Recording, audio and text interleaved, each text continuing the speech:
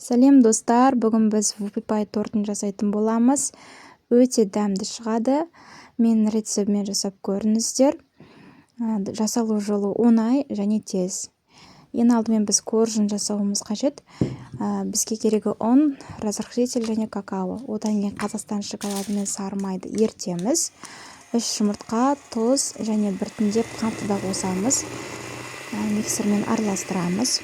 Одан кейін барлығын қосып миксермен араластырамыз.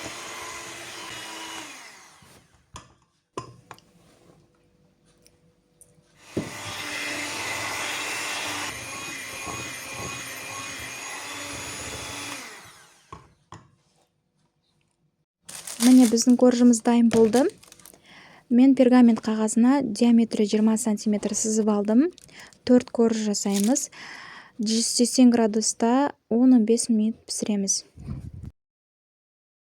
Кремін жасау үшін творожный сыр, сливки және сахарный пудраны миксермен жақсылап араластырамыз. Міне осындай қою болу қажет. Біздің креміміз дайын. Енді торт жасай беруге болады.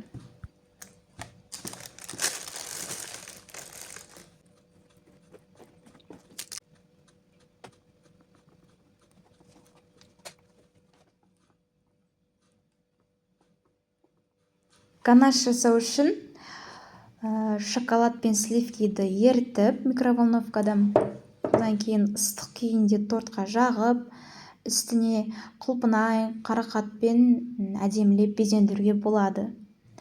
Міне біздің тортымыз дайын болды. Ас болсын.